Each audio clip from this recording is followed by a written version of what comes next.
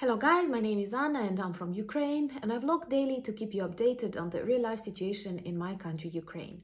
And today I want to speak about two different polls that took place in two very different countries, in Ukraine and Russia, concerning this war, the results of this war and the attitudes that people have to it. And as I'm not a super specialist in motion design and other things, so I will not give you the infographics. If you wish, you can check these polls on some Ukrainian media sites or international media sites. But these two of these surveys, they were conducted officially in two countries. And I want to give my personal reflections because I think that the results demonstrate this huge civilizational gap between Ukraine and Russia. So please never call us brothers, because we are not. Well, first of all, I'm really happy that the number of those people who are sure that not only we will win this war, but we will be able to take back our territories that were occupied by Russia in 2014, that is Crimea and Donbass. So the number of those people who believe that these territories will return back together with our victory grew. At the beginning of March, there were 74% of Ukrainians who believed in that, and now 85%, which I personally think proves that we are satisfied with the way our country stands in this war, with the work of our Ukrainian armed forces, with the president, and in general with the spirit of Ukrainians and their allies. I am always very grateful to you, your countries, the attention, the support, the trainings, the weapons, the money, the love that you send, and prayers. So the other results are very, very illustrative as for me. They demonstrate that only 5% of Ukrainians are ready to continue war on the territory of Russia, which once again shows that we are a very kind and democratic and free-loving nation that just wants its own country and doesn't want to cause any problems to global security. During this war, been violently destroyed by Russia, when thousands of our countrymen are killed, only 5% of Ukrainians are ready to start war on the territory of Russia. The rest just want to win back our territories and live normally. And Russians, who have never witnessed the tragedy of war in recent decades, Russians who had no reason to attack Ukraine, now in November demonstrate that 71% of them support war in Ukraine. So 5% of Ukrainians, after Russian aggression, after so many victims, destructions of our infrastructure, only 5% of Ukrainians are ready to attack Russia on Russian territory, and 71% of Russians, seeing the crimes of Bucha and Irpin, seeing Mariupol, because I believe they get access to information, still continue saying that they support Russia, Putin and war. 71%. A huge civilizational, humanitarian, spiritual gap between Ukraine and Russia. I know some of you will tell me that according to British intelligence services, only 25%, but come on, guys. Russians owe their country. They have their country. They live in their country daily, and they agree to live according to these rules. If they are afraid to say something, come on, it's not an explanation when hundreds and thousands of Ukrainians die, when their own sons are sent to death as soldiers poorly equipped for no serious reason, for no normal reason. So they cannot be respected, and I am totally against when people equate this war just to the problem with Putin. No, it is the problem with Russia.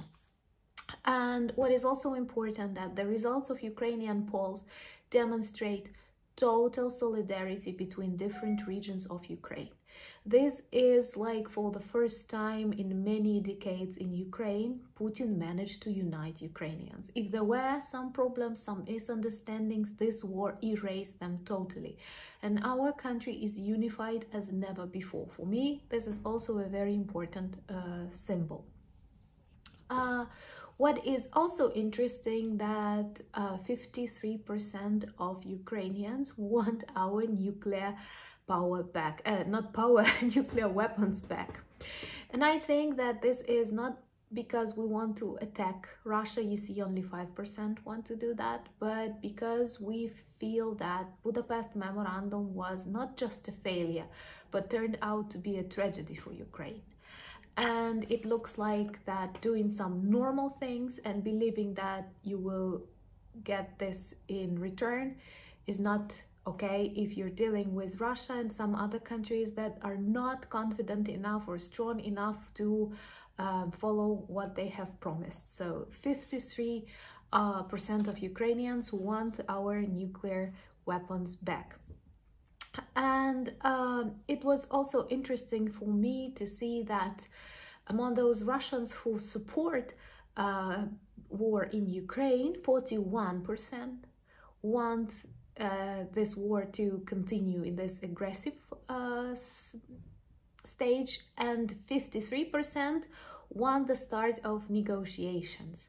And for me, this is not a signal of Russian kindness, but a signal of Russian weakness. They see that special military operation is very unsuccessful, and that they retreat, that they lose many soldiers. They are not able to demonstrate any victories. They have lost Kherson, soon they will lose other territories, and it's difficult for Russian propagandists to explain that. They are in isolation, sanctions are working, and they understand that perhaps there is no 100% victory for Russia, and for them, believing that they are the second strongest army in the world, being the second strongest army in Ukraine, it is a problem. So 53 of those who believe that they should start negotiating is actually a signal that they understand not everything is perfect in their tsardom. Also, I feel like I want to share with you about the guarantees that Ukrainians feel can help them feel safe living close to Russia or countries like that. So what are these elements that we are ready to apply? But before that, 53% of Russians want negotiations. And how do you think, how many percent of Ukrainians want? 8, because we are winning this war. We actually have won this war on the very first days when Putin's plans failed. But we have to withstand, and thank you for your support here. So what are these guarantees that Ukrainians believe will help us win and stay strong and stay safe in future? Number one, 61% support the idea of NATO. Then more than 50 want demilitarization and denuclearization of Russia. Once again, peaceful vision. Then on the third place is Ukraine's joining of the European Union. On the fourth, it is more weapons for Ukraine. And on the fifth, nuclear status for Ukraine. So top 3 are totally peaceful and I hope realistic steps that can help us become strong and at the same time safe country in future. And to finish it all, you know, I have this weakness with Macron. I could not understand what was wrong with him when he spoiled so many hours of his life talking to Putin. Many of you persuaded me that this is because someone has to be in contact with this crazy terrorist, like in those movies, there are always psychologists talking to terrorists, but come on. Now Macron needs psychologists from my personal subjective perspective, because he says that we need to think about guarantees of safety for Russia. I'm really glad that many EU leaders demonstrated their protest to his words, and they understand that it is not the Russia who is victim in this war. So for me, I'm always against those equations when, for example, a prize is given to Ukrainians and Democrats of Russia, when scholarship is given to Ukrainian students and Russian students who suffer. Come on, these are two different life stories. Ukrainians are killed daily because of the regime nourished even by those tolerant democratic Russians who did not oppose enough, who did not work enough, who did not knock all the doors to stop it. And they are not the ones dying. This is a huge difference. So I hope you understand and share my opinion. If you're new to the channel, please subscribe because I believe the world needs to know more about Ukraine. Thank you for your coffees, and the light is out. Thank you for buying me coffees. Thank you for becoming my patrons. I really value that. And today, guys, I invite you to watch my podcast, my very beautiful interview with Artur Rei, who is a super talented expert and blogger from Estonia, the country I love very much. Let me know if you like it, and thank you so much for being with me. Slava Ukraini!